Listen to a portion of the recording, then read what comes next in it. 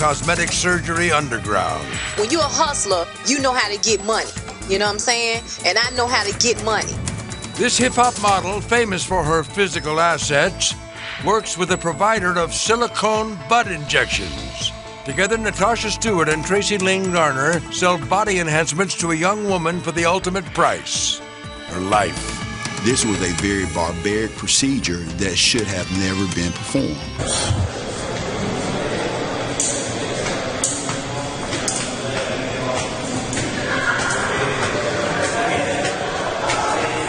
Tracy, do they have you in isolation right now? No. Are you with the general population?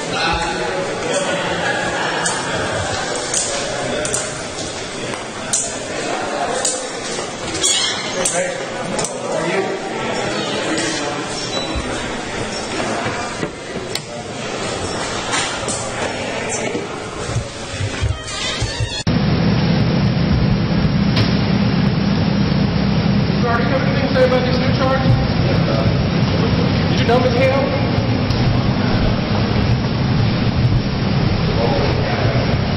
How does it make you feel to be charged with such a serious crime?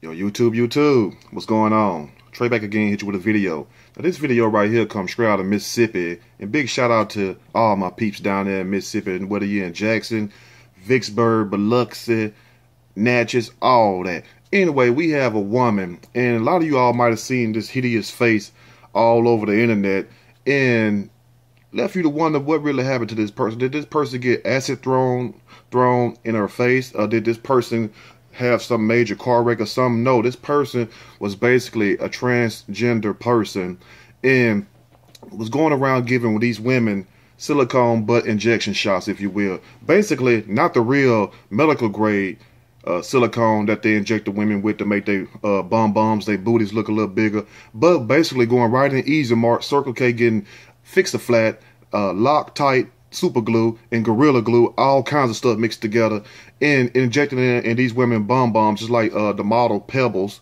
which referred one of these women to the person in question, Tracy Lynn Garner, who killed this woman, who was, let me see how old she was real quick. She was a Karima Gordon. I think she was in her 30s. She was like 35 years old, and she basically injected this woman and killed this woman. And for those of you who know the model's Pebbles, which is serving 7 years right now, that's why many of you all haven't seen her big ass, her big fake ass floating all around the internet. And I mean fake ass in a literal sense, if you will. So I'm going to read a snippet from the story, and I will give my opinion surely as we go. Bogus nurse in fatal butt injections case dies in prison. Not Jigsaw, Pinhead, the one that's like this. That's Ron Morris right there. I thought it was him, but no, it wasn't the one out of Florida. This one came out of Mississippi. It's funny how they all in the South. You even got one in Jackson. I mean, not Jackson, in Dallas, Texas. I got to do a story on. I'll get to that soon. But anyway, the phony nurse who injected an Atlanta woman with silicone butt implants, resulting in her death, has died in a Mississippi prison. Atlanta, Georgia. That's where the person was naturally from Atlanta, Georgia, Natasha Stewart. But anyway, the phony nurse who injected an Atlanta woman with silicone butt implants, resulting in her death, died Sunday in a Mississippi prison. Authorities said that Tracy Lynn Garner, 58 years old, died less than 4 years into a life sentence for depraved heart murder in the 2012 death of Karima Gordon, 37. Excuse me, she was 37, not 35. In Gardner was convicted of posing as a doctor and using a silicone-like substance in an unlicensed cosmetic procedure that caused Gordon to develop blood clots. No telling what she injected in that woman's ass.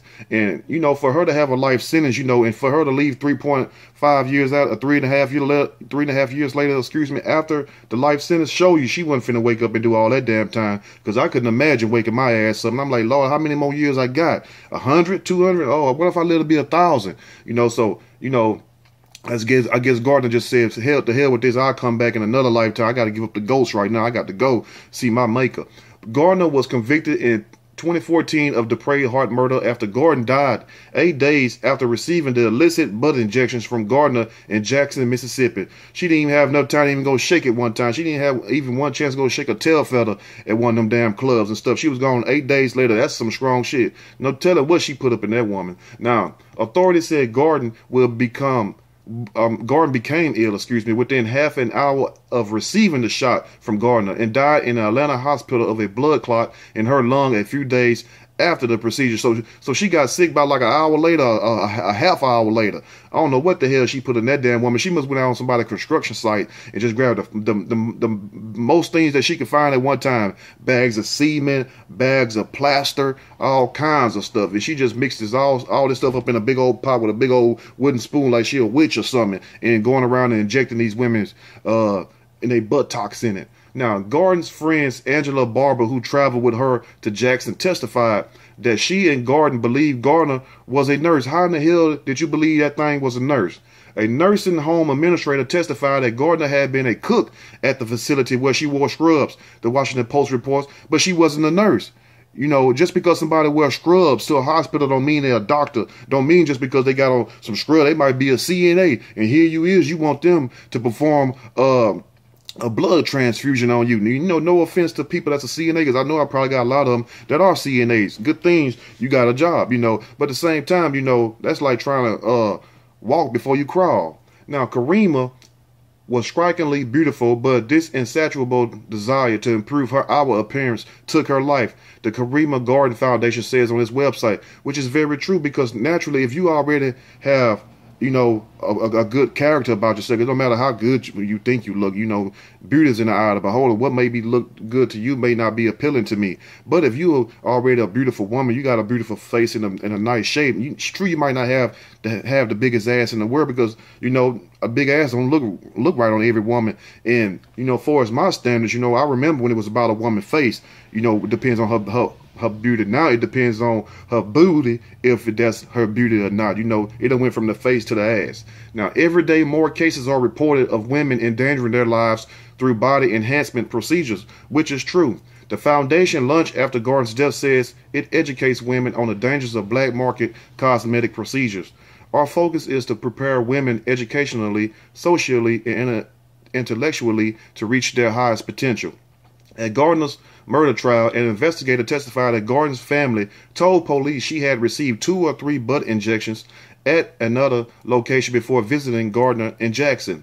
I still think I will wake up from a bad dream, Gordon's mother said. And Anna Gardner wrote on the foundation website about the death of her daughter. Now, pause. If this Karima Gordon went to 2 or 3 other people before she even went to Tracy Lynn Gardner, now who's to rightfully say if all those concoctions, those barbiturates, whatever the hell they put up in this woman, didn't have something to do with their death also? I mean, to do with her death, excuse me. So the people that she went to first, before she went to Tracy, should have been charged too also, unless they could pinpoint the actual poison and see where it come from, and see if it was delivered by the hands of Tracy. Because if it wasn't, you know, you need to go back and review that case and, you know, rightfully convict everybody if that's the case. Because I think it was just a mixture of everything. But on the real, though, it's no telling what Big Tracy put in that woman's ass, if you know what I mean, literally. Now, Gardner was taken from the Central Mississippi Correctional Facility to a hospital where she was pronounced dead. According to the Mississippi Department of Corrections, an autopsy will be done to determine the cause of death, U.S. Today reports. Despite Gardner's death, other Georgia women have continued the fatal beauty practice. Letitia Hall, an Atlanta drag performer, died in November 2015 after having just undergone buttocks surgery. The medical examiner found silicone in Hall's liver, kidney, heart, brain, and spleen. Silicone every damn well. You know what I'm saying? You could have used it as a damn caulk in your bathroom when your little stuff start peeling around your tub and stuff and around your shower head. You could just cut her, cause since she got so much silicone in her, just slice some off her wrist or her back and just glue it on your damn thing. You ain't got to do nothing else. Just sit it right there, put the little hair dryer on, and it automatically melt. If she had silicone in her liver, kidney, heart, and brain, and spleen, damn, how much silicone is she injecting her? I don't see how those people even want to take those chances. That's just like a guy. If they say, guys, well, y'all want to get penis enhancements, y'all got to inject all this stuff in y'all woods. shoot, I'll just deal with what I got, you know what I'm saying? And thank God I'm blessed. Now, in a similar procedure, a North Carolina man was indicted on 9 charges of receiving and selling industrial grade silicone, but representing to customers that it was medical grade silicone.